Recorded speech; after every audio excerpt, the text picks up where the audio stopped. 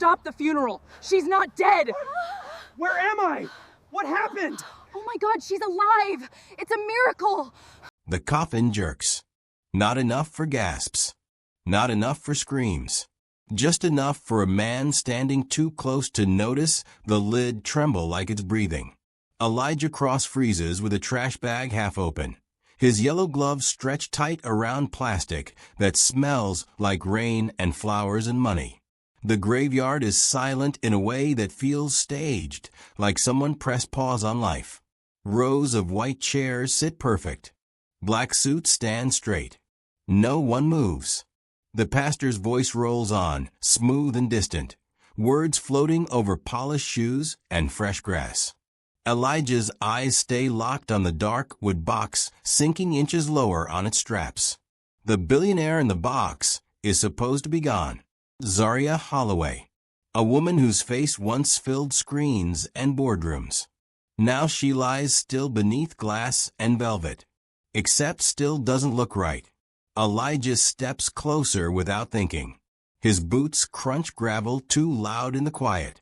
A few heads turn, then turn back. He doesn't belong here anyway. The air smells sharp, like cut stems and expensive perfume. Elijah's chest tightens. His ears ring. He watches the coffin like it might blink.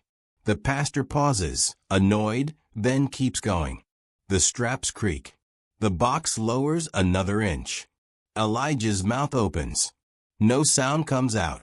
He leans in. The skin at Zaria's throat looks smooth. Too smooth. Not gray. Not flat. The faintest rise presses against the fabric near her chest. So small it could be a trick of light. Elijah swallows hard. His heart pounds against his ribs. This is the moment where people like him are supposed to look away. He doesn't. A murmur runs through the crowd as Elijah steps fully into view, yellow gloves bright against black coats. Someone whispers. Someone laughs under their breath. Elijah lifts his hand, then drops it, unsure. The straps strain again. If you were standing there, would you speak up, or would you stay quiet and hope you were wrong? That question hangs heavy as the coffin dips lower. Elijah steps forward anyway. The box shifts.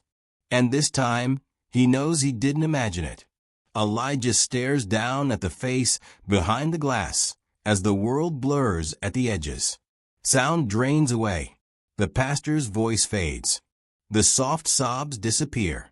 All Elijah can hear is his own breathing and the low hum of machinery holding the coffin in place. Zaria Holloway doesn't look like death. Her lips aren't blue. Her fingers rest loose, not stiff, nails clean and pale against dark velvet. Elijah's eyes trace the line of her jaw, the smooth skin at her temple. He shakes his head once, slow. He's seen death up close. Hospital rooms, beeping machines, bodies that feel wrong the second you touch them. This isn't that. A memory slams into him. A small body curled on a couch. Nyla's chest pulling too fast, too shallow. Doctors saying wait, saying she's fine, saying it's nothing. Elijah had watched her lips, her fingers, the way her eyes begged. He hadn't waited then.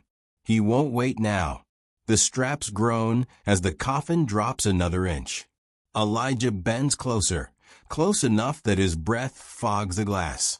His glove presses lightly to the lid.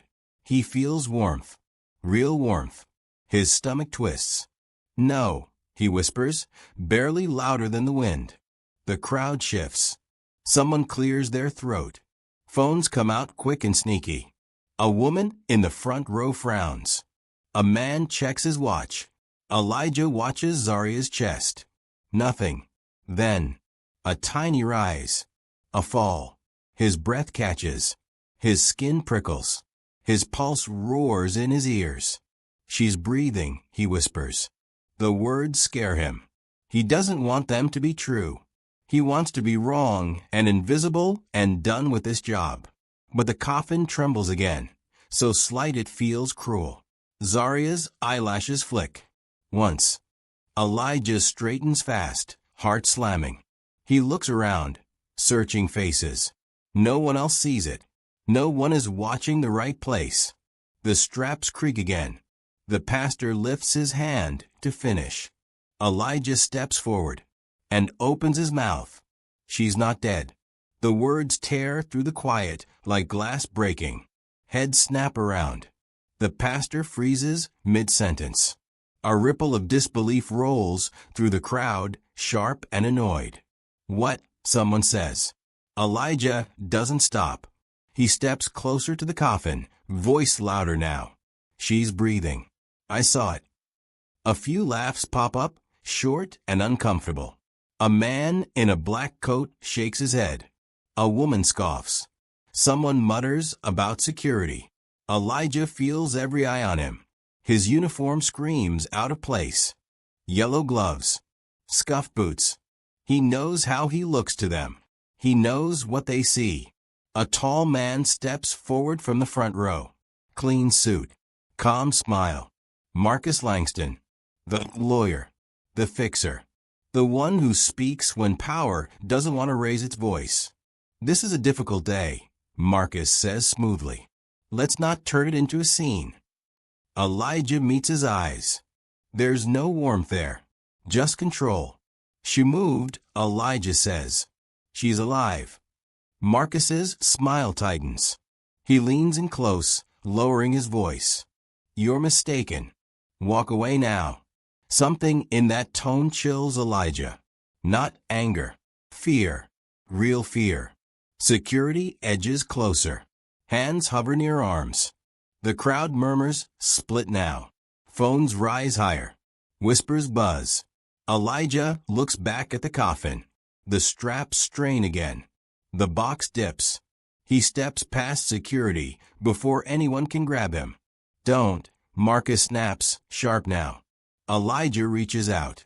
His glove touches Zaria's wrist through the open edge of the lid. Skin. Warm. He presses gently. Nothing. His chest tightens. Doubt claws in. Maybe he ruined everything. Maybe. A faint thump pulses beneath his fingers. Once. Twice. Elijah jerks his hand back, eyes wide. She has a pulse. Chaos erupts. Voices crash together. Shouts. Gasps. Someone screams. The neat order shatters as people surge forward, chairs scraping, gravel crunching under frantic feet. "Elijah," a guard yells, grabbing his arm. "Call an ambulance." Elijah shouts back. "Now." A woman pushes through the crowd, eyes sharp, movements fast. A nurse. She presses in beside the coffin, fingers already checking Zaria's neck. Her face drains of color. "Oh my God," she breathes.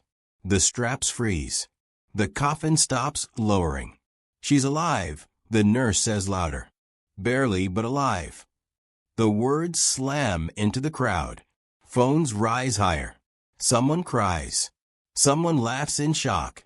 Sirens wail faint in the distance, growing louder by the second. Marcus Langston backs away, eyes darting. His calm cracks. "This is a mistake," he snaps. "Get everyone back." No one listens. Zaria's chest lifts again, shallow and weak. Her fingers twitch. The nurse shouts instructions. Security scrambles, unsure who to obey. Elijah stands there shaking, heart racing, breath ragged. He did this. He stopped it. Marcus locks eyes with him. The look is cold now, calculating. The ambulance skids to a stop. Medics rush in. Zaria is lifted, wires and hands everywhere. The coffin sits open, empty wrong. As they wheel her away, the nurse looks back at Marcus. Confusion hardening into suspicion. "Who signed off on this?" she asks. Marcus doesn't answer. Elijah watches the ambulance doors slam shut and realizes this funeral just became a crime scene. Time breaks apart. Lights flash. Questions fly. Elijah is pushed aside, pulled forward, asked the same thing again and again. "What did you see?" When did you notice? Are you sure? He answers through a fog, hands still trembling. At the hospital, Zaria Holloway lies surrounded by machines. Doctors move fast. Tests run. Numbers flicker. Hours pass in a blur of white halls and sharp smells. Elijah sits alone, staring at his gloves in his lap. They're stained now. Dirt. Sweat. Something darker. A doctor steps out, face tight. She was drugged, he says quietly. Something meant to slow everything down. Heart. Breathing. Make her look on. Elijah's stomach drops. This wasn't an accident, the doctor continues. Someone approved it. Planned it. Paperwork spreads across a desk. Names. Dates. Signatures. One name appears again and again. Marcus Langston. Sirens echo outside. Voices rise. An officer steps in, eyes hard. We need to talk. Elijah looks up, dread and anger twisting together. He stopped a burial. He saved a life. But as he watches Marcus being led away down the hall, still calm, still watching, Elijah understands something deeper. Power doesn't forgive being exposed. And this story is nowhere near over. The hospital doors slam open as a stretcher races past, wheels screaming, hands gripping metal rails. Elijah moves with it without being told, heart hammering, eyes locked on the thin rise and fall under the white sheet. Machines beep fast, then faster. A nurse barks orders. Someone shoves paperwork into a tray. The hallway smells like cleaner and fear. Zaria's eyes stay closed as they rush her into a room and shut the doors. Elijah stops short, chest tight, palms slick inside his gloves. Through the glass, he sees doctors lean in, faces sharp, voices low. A monitor dips. Someone curses. Another alarm sounds. An officer steps beside Elijah, voice calm but firm. Sir, we need your statement. Now. Elijah nods, words tumbling out as he points back toward the room. He talks about the movement, the pulse, the warmth. The officer listens, eyes steady, writing fast. A second officer joins them, then a third. Their radios crackle. Minutes stretch. Then a doctor steps out, mask hanging loose, eyes tired. She's stable, he says. Barely. Relief hits Elijah, so hard his knees wobble. He grips the wall. She was given something, the doctor continues. Strong. Made her look on. We're checking who ordered it. Inside a nearby office, files slide across a desk. Forms. Signatures. Dates that line up too clean. A nurse frowns, tapping one page. This doesn't make sense. A name repeats. Marcus Langston. An officer's jaw tightens. He turns his radio up. Bring him in. Down the hall, Marcus appears, cuffs clicking shut around his wrists. He looks calm, almost bored, but his eyes find Elijah. They hold for a beat too long. As Marcus is led away, Elijah feels it settle in his gut.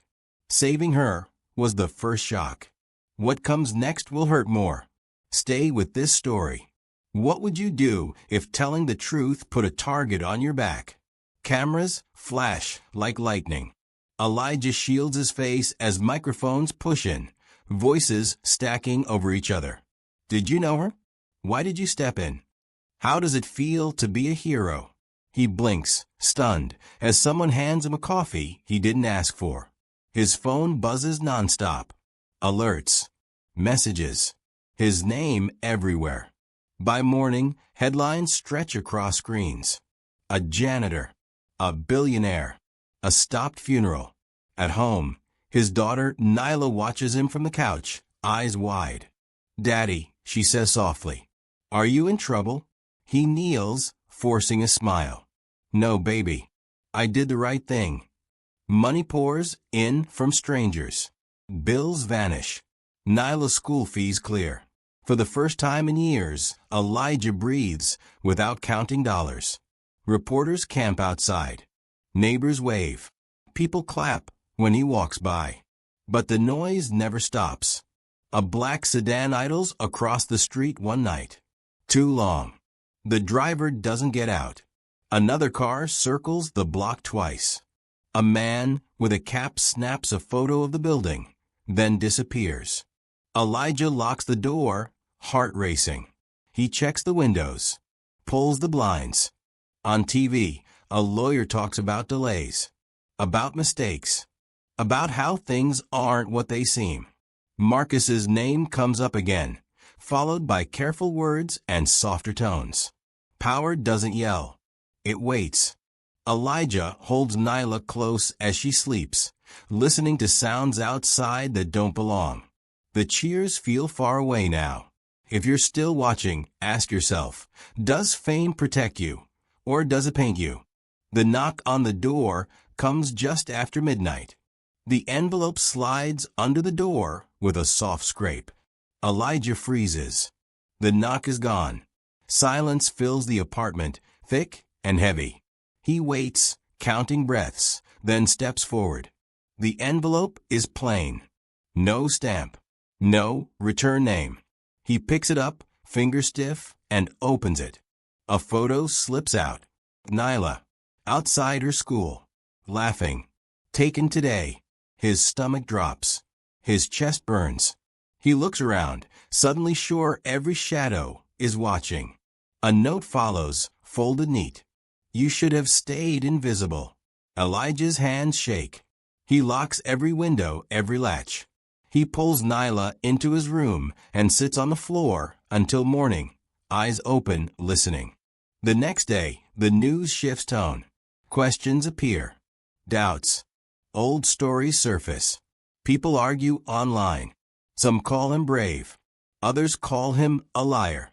The comments cut deep. A detective calls. We're watching him, she says. But stay alert. Elijah nods, even though she can't see him. At night, he packs a bag. Just in case. He teaches Nyla a new rule. Never talk to strangers. Never walk alone. The cost of speaking up settles hard in his chest. He looks at the photo again, then tears it in half. Silence didn't save anyone before. If you believe courage should count for something, don't look away now. The next choice decides everything. A car door slams outside. Footsteps echo in the stairwell. Elijah stands still, breath slow, phone ready. The steps pass, then stop. A pause. Then they move on. He exhales, shaky, and sinks onto the couch. Later, a call comes through. Unknown number. She wants to see you, the voice says. At the hospital, Zaria Holloway sits upright, pale but awake. Tubes run from her arms. Her eyes are sharp, focused. She looks at Elijah like she's measuring him. You stopped it, she says. They told me. Elijah nods. Words stick in his throat. I trusted the wrong man, Zaria continues. I paid for it. Her jaw tightens. You pay too. She slides a folder across the tray. Inside are names, plans, proof. This ends, she says, with or without noise. Elijah feels the weight of it, the danger, the chance. Outside, reporters gather again. Inside, a father weighs his child's safety against the truth. He closes the folder. I'm in, he says. Zaria meets his eyes. Good. As he leaves, his phone buzzes. A message with no text. Just a pin on a map. The fight isn't over. If you've come this far, you know what's at stake. Would you risk everything to finish what you started? Elijah steps into the night. The press conference erupts. Cameras roll. Voices rise. Elijah stands at the edge of the crowd, Nyla's hand tight in his. Zaria's lawyers speak. Files are released. Names named. The room hums with shock. Across the floor, Marcus watches from behind glass, eyes cold. Elijah feels the fear, sharp and real. He feels the pride, too. He looks down at Nyla, who squeezes his hand back. When the noise fades, they walk out together. No cheers this time. Just air and light and a path forward that won't be easy. At home, Elijah locks the door and sits by Nyla's bed until she sleeps. He knows tomorrow will bring more noise, more risk, more eyes. But he also knows what happens when people stay quiet. The camera pulls back on a man who refused to look away. If this story moved you, don't miss what comes next. Subscribe, turn on notifications, and share your thoughts in the comments. Your voice might inspire someone else to speak up when it matters most. Because the next story could be closer than you think.